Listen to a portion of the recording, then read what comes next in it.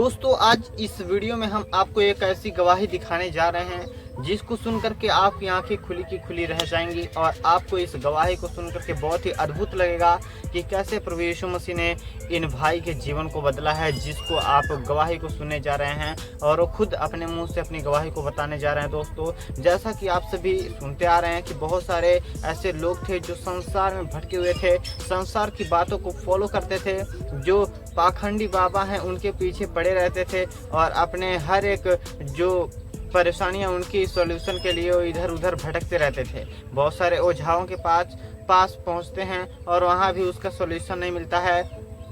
वो अपने जीवन में बहुत ही निराश रहते हैं और उस सच्चाई की खोज करते हैं, मगर वो सच्चाई को नहीं जान पाते हैं कि आखिरकार इस दुनिया में सत्य क्या है। तो दोस्तों आज की इस वीडियो में हम इसी के बारे में बातें करेंगे और इस गवाही को आप लोग पूरा सुनिएगा, उसके बाद में हम आगे बातें करेंगे। तो आइए हम सब मिलकर इस वीडियो को देखते हैं। आप लोगों को कितने लोग को रेड लाइट एरिया पता है? जो बड़े हैं उनको काफ़ी नॉलेज पता होगा कि रेड लाइट एरिया होता क्या है, जहाँ पर रहते। तो वहाँ की मेरी पैदाइश है, मेरी मम्मी वहाँ की थी, वहाँ पर मेरा जन्म हुआ रेड लाइट एरिया में। और वो जो एरिया था सेफ़ नहीं था, स्पेशली वुमेंस लोग के, जो भी लेडीज़ थी। तो वहाँ पर मेरी पैदाइश हुई और जब मैं 2 साल का करीबन था मेरे पिताजी गुजर गए। तो मुझे इतना क्लियरली पता नहीं कि मेरे पिताजी दिखते कैसे हैं। उनकी एक फ़ोटो है, हम लोग उस दिन बात कर रहे थे कि सिर्फ मेरी फ़ोटो है मेरे पापा की। बट मेरी मम्मी को बहुत स्ट्रगल करना पड़ा क्योंकि मेरी मम्मी अकेली थी, उनको घर में 7 लोग को संभालना था, सबका काम, कोई काम नहीं करता था, सिर्फ मेरी मम्मी करती थी। मेरी मम्मी को ऐसे स्टेप लेने पड़े कुछ कुछ जगह पे कि उनको घर चलाने के लिए उन्होंने किया है, जो भी किया है मैं विश्वास करता हूँ।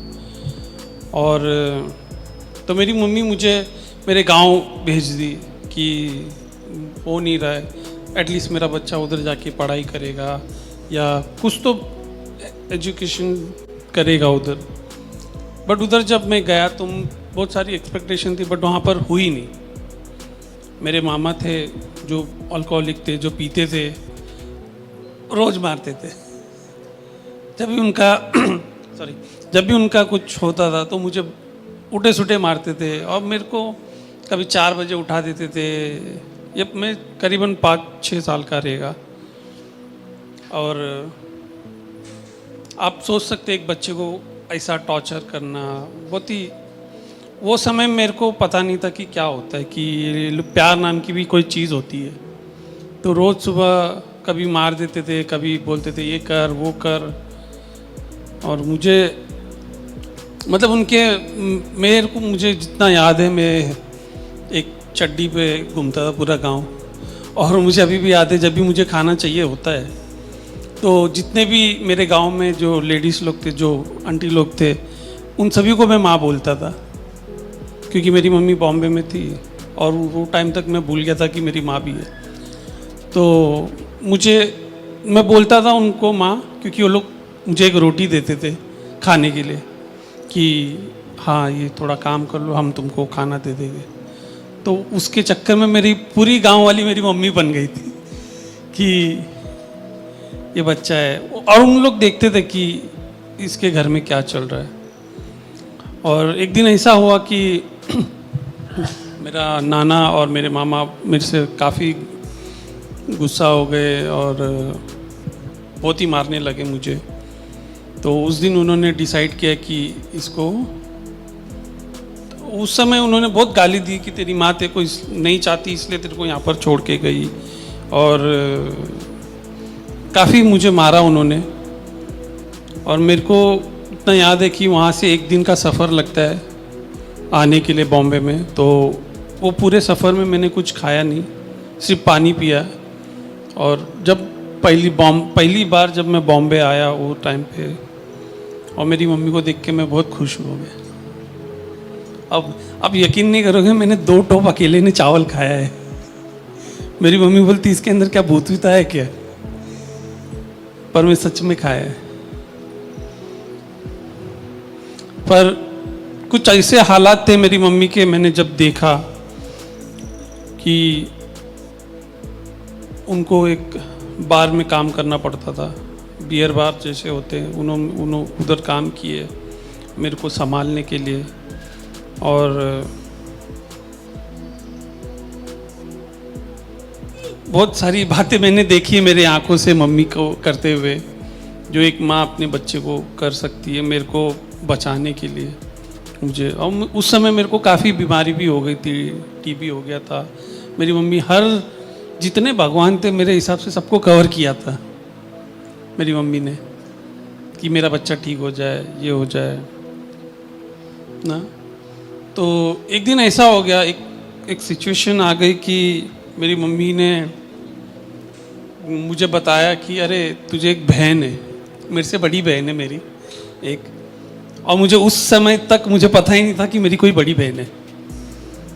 और मैं जो रेड लाइट एरिया में एक चर्च होता है, अभी भी होता है, तो वो चर्च उनका काम है, एक संस्था भी चलाते हैं। उनको एक काम है कि ऐसा ना बच्चों को रेस्क्यू करना, जिधर लड़की है उनको लेके जाके उनको पढ़ाना।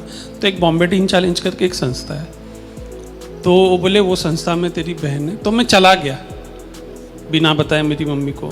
और मेरे को याद है क्लियरली कि मैं चर्च के पीछे खड़ा था और सब आराधना कर रहे थे।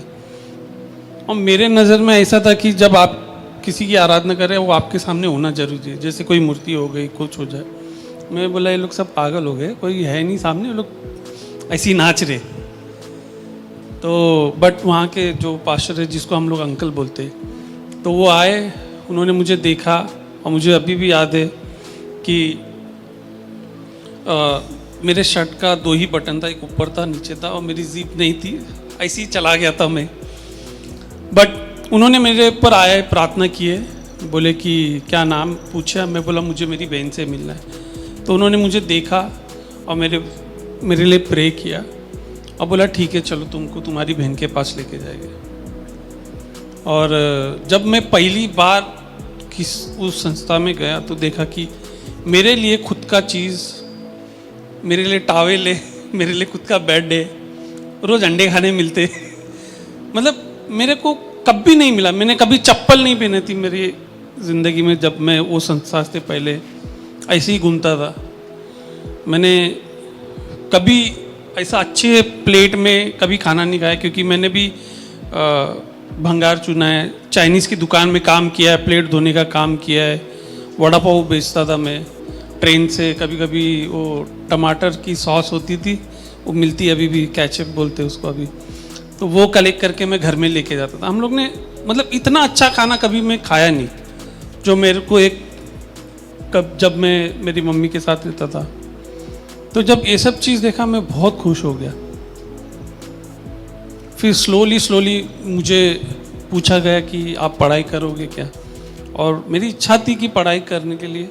तो मैं बोला हाँ मुझे करना है। तो उन्होंने मुझे एजुकेशन दिया, मुझे एक क्लास में डाला, मुझे उन्होंने पढ़ाना चालू किया।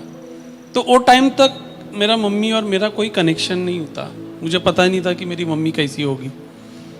और एक रात मुझे कॉल आती है, 2010 की बात है, ये मेरे गवाही का बहुत ही इम्पोर्टेंट पार्ट है जो मैं प्राउडली बोल सकता हूँ।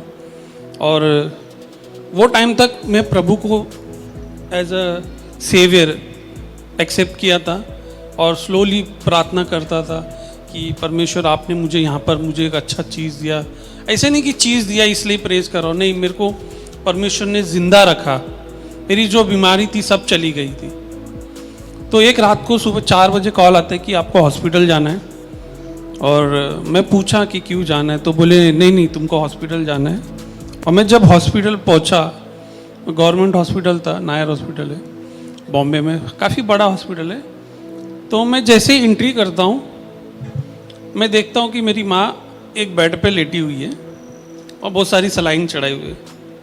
और मेरी मम्मी का काफ़ी ब्लीडिंग हो गया था, उनको मतलब बहुत लाइफ के वो आखिरी स्टेज में थे। और मैं देख के, और मेरी मम्मी से मैं बहुत प्यार करता ऑनेस्टली, क्योंकि मेरी मम्मी ने बहुत स्ट्रगल किया, मैंने देखा है। और वो चीज़ मेरे से देखा नहीं गया कि मेरी मम्मी, और मैं रो पड़ा। और मेरा एक था कि मुझे मम्मी के सामने नहीं रोना है, क्योंकि मैं रोएगा तो मम्मी फिर ये हो जाएगी। तो मुझे अभी भी याद है, मैं जाता हूँ, उनका हाथ पकड़ता हूँ और उनके सामने बैठता और एक ही प्रे करता हूँ। मुझे पता नहीं वो सही प्रेयर था या गलत प्रेयर था।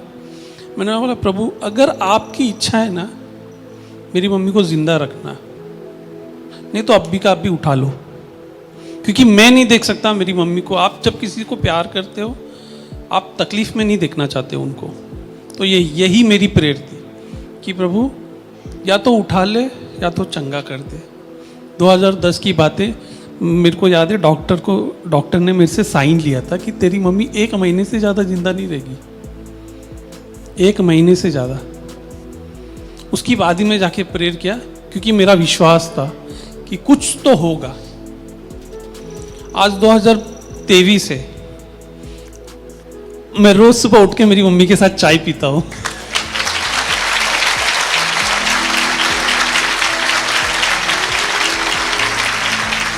आज और उसी दौरान परमेश्वर ने मुझे चुना कि मुझे इच्छा थी कि परमेश्वर मुझे कुछ तो करना है आपके लिए।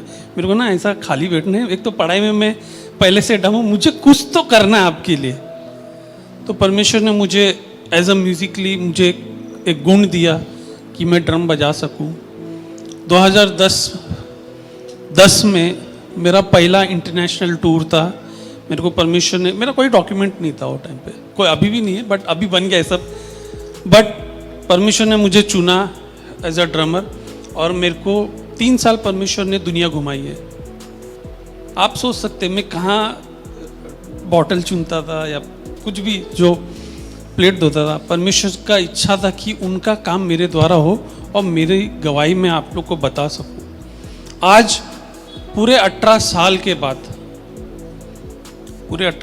बाद मैं, मेरी मम्मी, मेरी बड़ी बहन एक छत के नीचे रहते हैं। मेरी बहन नर्स है, मैं अभी परमेश्वर की दया से मैं काफ़ी वर्शिप लीडर्स लोग के साथ मैं ड्रम बजाता हूँ। वो मैं हमेशा ग्रेटफुल रहता हूँ कि परमेश्वर ने मुझे चुना। जैसे कि मार्क भाई को मैं 2016 से जानता हूँ, जब से हमारा पहचान हुआ, जब से छूटा नहीं हमारा, और उनसे मैं बहुत सीखता हूँ, एक मेरे बड़े भाई जी से। और परमेश्वर ने पूरी दुनिया घुमाई मुझे, क्योंकि जब मैं ड्रम सीख रहा था, मेरा एक ही इच्छा था कि परमेश्वर मुझे ना ये गिफ्ट आपके लिए यूज़ करना है, क्योंकि आपने मेरी मम्मी को बचाया है, मेरी बहन आज सेफ है, मैं आज चंगा हूँ, मुझे कोई बीमारी नहीं है। परमेश्वर ने मुझे सारे बीमारी से दूर रखा है, क्योंकि मेरा एक ही स्मॉल प्रेयर था कि परमेश्वर जो भी करेगा तू सही करेगा। और आज परमेश्वर की दया से मैं एक टीचर हूँ, एक स्कूल में काम करता हूँ, एक एनजीओ में मैं सिखाता हूँ ड्रम्स, छोटे बच्चों को सिखाता हूँ। और साथ ही साथ ऐसा वर्शिप लीडर्स जितने भी आप सुनते हैं उन सभी के साथ परमेश्वर ने मुझे इस्तेमाल किया है, मैं उनके लिए बजाता हूँ। और आज आप लोग के बीच में आके मैं बहुत ही ग्रेटफुल हूँ कि परमेश्वर ने मुझे एक मौका दिया मेरी गवाही बताने के लिए। अगर मैं गवाही पूरी बताता तो शायद 6 बज जाते या 3-4 बज ही जाते, क्योंकि मेरी काफ़ी लंबी गवाही है, तो मुझे शॉर्ट में बताना था। बट आशा करता हूँ आप लोग को आशीष मिली, और धन्यवाद।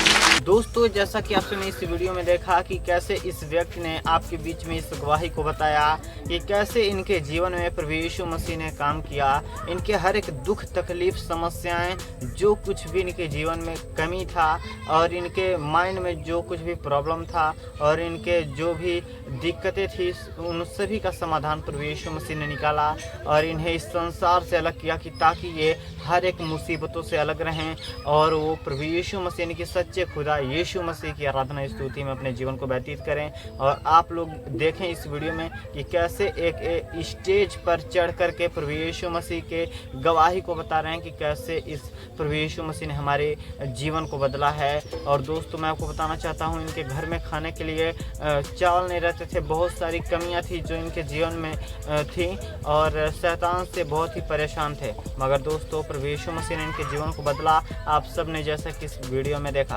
दोस्तों, मुझे उम्मीद है कि आप सब ने इस गवाही के जरिए आशीष पाई है और ज्ञान भी पाई है।